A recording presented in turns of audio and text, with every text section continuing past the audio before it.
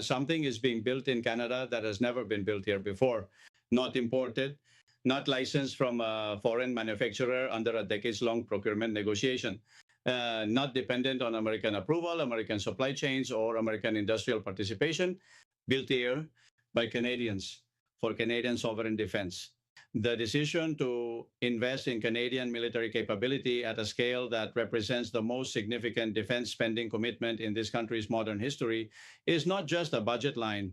It is a statement about what Canada believes it needs to be and what Canada is no longer willing to assume will be provided by its allies when the strategic environment changes. And the strategic environment has changed. The Arctic, Canada's vast northern frontier, the roof of the continent, a space that covers millions of square kilometers of Canadian sovereign territory, is no longer a remote strategic afterthought. It is a contested space. Russian military activity in the Arctic has expanded. The importance of Arctic air corridors for both civilian aviation and potential military use has grown. And Canada's obligation to defend its own territory under NORAD, the binational aerospace defense command it shares with the United States and independently as a sovereign nation, has never been more clearly in focus. Canada's response to that changed environment, articulated through federal defense policy documents, through budget commitments, and through the specific program decisions that are now being made, involves a level of investment in Canadian defense capability that is reshaping both the national security landscape and the economic landscape of Canadian defense industry. By the end of this video, you will understand exactly what Canada is committing to build, why the NORAD Modernization program represents such a significant moment for Canadian sovereignty and military capability, what the industrial and economic consequences are for Canadian communities and Canadian workers, and what every Canadian taxpayer needs to know about the largest defense investment this country has made in a generation. Welcome to Maple Wire. Glad you are here. Today, we are breaking down Canada's major defense spending commitment, the NORAD Modernization Program, the federal investment in Canadian military capability, including aerospace defense, what the decision to prioritize Canadian industrial content in defense procurement means for Canadian workers and communities, and what the fiscal and economic implications are for Canadians from coast to coast to coast. We will cover who is most affected, what the accountability questions are, what mistakes Canadians make when they interpret defense headlines, and exactly where to find verified official information. This video is for informational purposes only and should not be considered financial, legal, or policy advice. Always verify directly with official Canadian government sources. All links are in the description below. Subscribe to Maple Wire if you are not already. Defense and sovereignty decisions at this scale have consequences that reach every province and every household. We provide the context that makes those consequences understandable. To understand why Canada's defense investment commitment is so significant right now, you need to understand what NORAD is, what it does, and why modernizing it has become an urgent national priority. NORAD, the North American Aerospace Defense Command, is a binational military command established by Canada and the United States in 1958. It was the only binational military command in the world, a unique institutional expression of the deep security relationship between Canada and the United States, and a foundational element of North American continental defense. NORAD's mission is aerospace warning and aerospace control, detecting and responding to threats to North American airspace, including ballistic missile threats, aircraft intrusions, and increasingly the evolving range of threats posed by hypersonic weapons and cruise missile technology. According to the Department of National Defense and publicly available Government of Canada communications, Canada has been engaged in a comprehensive program of NORAD modernization, investing in the sensors, the communications infrastructure, the commandant anteumara to ko se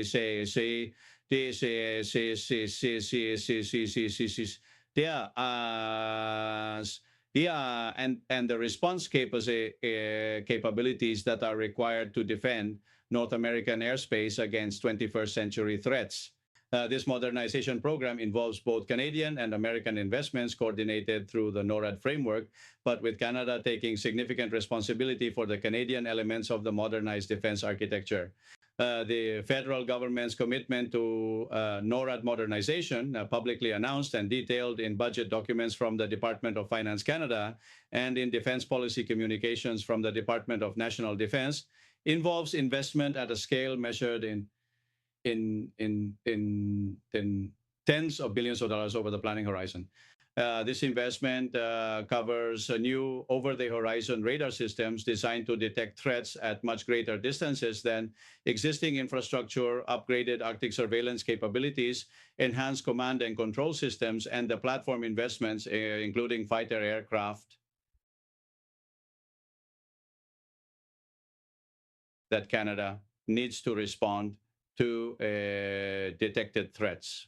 According to federal budget documents and Department of National Defense communications publicly available through canada.ca, Canada's total defense investment commitment, including NORAD modernization and the broader acceleration of defense spending toward NATO's 2% of GDP benchmark, represents the most substantial defense investment Canada has made since the Cold War era. This is not marginal enhancement of existing capability.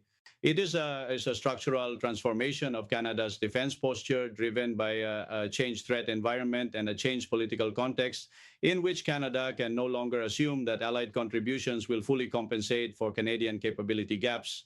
The political context matters here.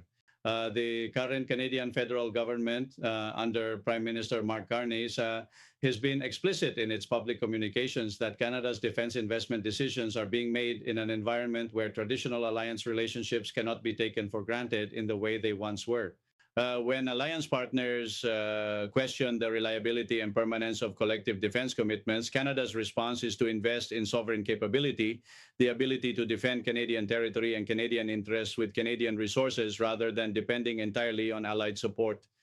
This sovereign capability imperative is what drives the industrial dimension of Canada's defense investment, the emphasis on Canadian content, Canadian manufacturing, and Canadian technology in the defense platforms and systems being acquired.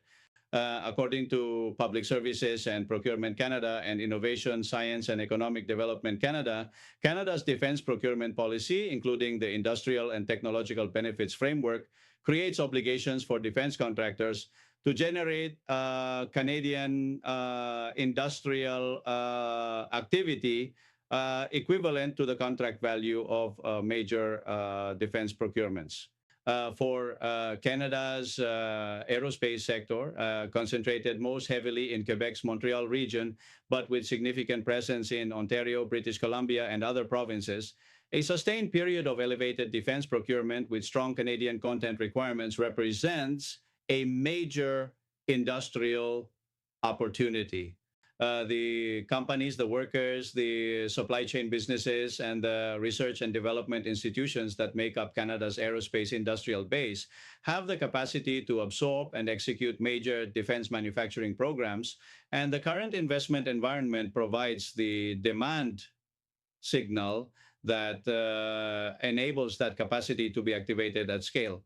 Now, let us talk about what Canada's defense investment commitment means for Canadians in practical and economic terms, because the defense budget ultimately comes from Canadian taxpayers and its consequences extend well beyond military capability. For workers in Canada's aerospace and defense manufacturing sector, the sustained defense investment commitment creates multi-year employment opportunity in high-skilled, well-compensated industrial roles.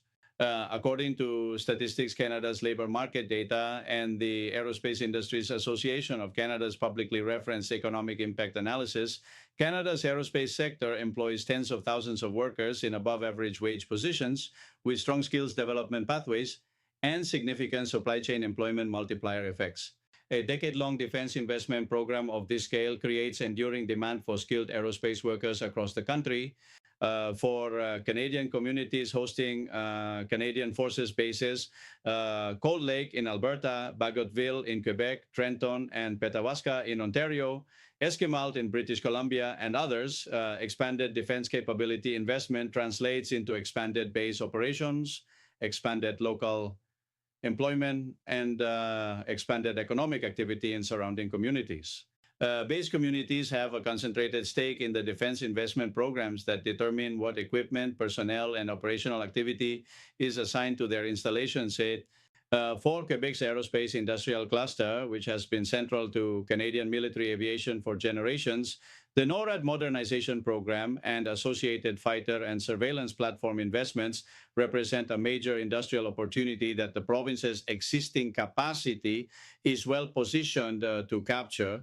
The combination of Bombardier's aerospace manufacturing expertise, Pratt and Whitney Canada's engine manufacturing, CAE's simulation and training systems capability, and the dense network of Tier 2 and Tier 3 aerospace suppliers in the Montreal region gives Quebec's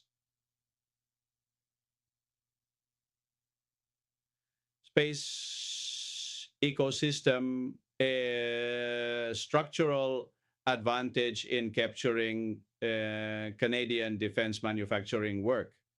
For Canadian taxpayers nationally, the fiscal scale of this defense commitment, the tens of billions of dollars over a multi-year horizon, means that defense spending is consuming a meaningful and growing share of the federal budget. The accountability questions: were procurement decisions delivering value? Are industrial benefit obligations being fulfilled? Are capability timelines being met? Are legitimate and important? According to the Auditor General of Canada's publicly available reports, Canadian defense procurement has a mixed track record on cost and schedule management. Canadians are right to demand rigorous accountability for how defense dollars are spent, not just how many dollars are committed. For Canadian households, the defense spending commitment affects the federal fiscal environment that shapes all other spending decisions. A federal government that is significantly increasing defense spending at the same time as it is managing housing affordability commitments, healthcare transfers, and social program obligations, CNDR is making real trade-off decisions about priorities and fiscal management. According to the Department of Finance Canada's budget framework, these trade-offs are managed within the overall fiscal plan, but they are real. They involve real choices, and Canadians have a legitimate interest in understanding how they are being made. The connection between federal defense spending and household financial conditions runs through the fiscal environment and through the Bank of Canada's monetary policy assessment of that environment. According to the Bank of Canada's publicly available economic communications, elevated federal spending, including defense spending, is part of the economic landscape the bank monitors when assessing inflation and making interest rate decisions. For Canadians with variable rate mortgages or interest-sensitive debt, the macroeconomic consequences of major federal spending commitments are part of the environment that shapes their borrowing costs. For small businesses in defense supply chains, technology, engineering, construction, and the service sectors that support base communities and defense manufacturing facilities, Canada's sustained defense investment creates procurement opportunity over a multi-year horizon. The federal procurement process for defense-related contracts is public and competitive, accessible through the buy and sell portal operated by Public Services and Procurement Canada. Small businesses that position themselves within the defense supply chain can benefit from the sustained activity that a multi-year investment program generates. For students and young Canadians considering careers in aerospace engineering, military service, defense technology, or the supply chain businesses that support these sectors, Canada's sustained defense investment commitment signals a decade or more of strong employment demand in these areas. Federal defense research programs through Defense Research and Development Canada and aerospace engineering programs at Canadian universities are the most direct pathways to careers in the defense sector that this investment is creating. Now, let us address the mistakes Canadians make when they process headlines about major defense investment commitments, because on this topic, both uncritical enthusiasm and reflexive skepticism can obscure the accurate picture. The first mistake is treating the dollar figure of a defense commitment as equivalent to delivered capability. Multi-billion-dollar defense commitments are announced years before the capability they fund is operational. Platform acquisition timelines, procurement processes, industrial buildup, and operational training all take years to complete. Canadians should understand the timeline between commitment and capability and track delivery milestones, not just announcement figures. The second mistake is ignoring the NORAD dimension of this investment as a binational framework with its own governance and accountability structure. NORAD operates under a binational agreement between Canada and the United States. Major investments in NORAD-related infrastructure involve both Canadian and American decision-making, and the coordination between Canadian and American defense planning is subject to the political relationship between the two governments. Canadians should understand that NORAD modernization is not a purely unilateral Canadian program. It is a binational effort whose dynamics are affected by the broader Canada-US relationship. The third mistake is assuming that Canadian industrial content requirements automatically result in the specific Canadian jobs and manufacturing programs promised. The industrial and technological benefits framework creates contractual obligations, but the enforcement of those obligations, the verification of contractor compliance, and the accountability for shortfalls are functions of federal oversight that require vigilance. So, according to Auditor General reports, ITB compliance has not always matched ITB commitments. Canadians should track accountability reporting, not just commitment announcements. The fourth mistake is conflating the political case for sovereign defense capability with the operational and technical case for specific platform choices. The argument that Canada should invest in its own military capability is distinct from the argument that any specific platform, any particular aircraft, radar system, or weapon system is the right choice for Canadian defense needs. Platform decisions involve complex technical, operational, and industrial assessments that go beyond the political narrative of sovereign capability. Here is your verified action checklist for staying accurately informed on this story. Visit the Department of National Defense through canada.ca for official information on Canada's defense policy, NORAD modernization commitments, capability investment priorities, and procurement plans. This is the authoritative source for understanding what Canada is specifically committing to build and when. Check Public Services and Procurement Canada through canada.ca for information on defense procurement processes, the industrial and technological benefits policy, and specific contract awards related to Canada's defense investment program. Access the Auditor General of Canada at oagbvg.gc.ca for publicly available audit reports on defense procurement accountability, ITB compliance, and the delivery of promised capability within budget and schedule commitments. Visit Parliament of Canada at parl.ca for Standing Committee on National Defense reports that provide independent expert assessment of Canada's defense investment decisions, NORAD modernization progress, and the strategic rationale for specific capability choices. Monitor the Department of Finance Canada at canada.ca and Department Finance for federal budget documents that disclose how defense investment commitments are financed within the overall federal fiscal framework and what trade-offs they involve for other spending priorities. If you are a business in the aerospace, defense manufacturing, or technology sector, visit buyandsell.gc.ca for current procurement opportunities and contact the Aerospace Industries Association of Canada for sector-specific guidance on accessing defense procurement opportunities. Drop a comment below with your province. If you work in aerospace, live near a Canadian Forces base, or are a taxpayer with questions about how Canada's defense investment commitment affects federal spending priorities and your community, tell us your perspective. Do you think Canada's sovereign defense capability investment is the right priority?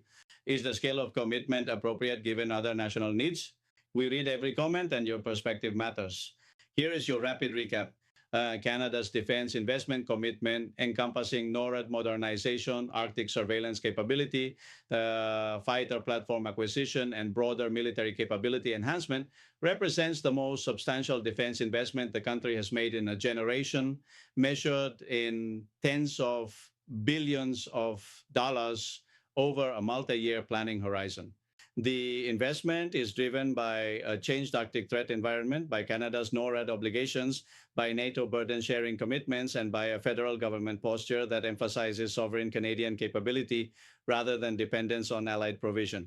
The industrial and technological benefits framework obligates defense contractors to generate Canadian industrial activity equivalent to contract value, creating significant economic opportunity for Canada's aerospace sector, particularly in Quebec and Ontario. Accountability for how these dollars are spent rests with Public Services and Procurement Canada, the Auditor General of Canada, and Parliamentary Oversight committees. The fiscal scale of the commitment affects the federal budget environment that shapes all other spending priorities, and Canadian taxpayers have access to the accountability mechanisms that are designed to ensure defense investment promises are delivered.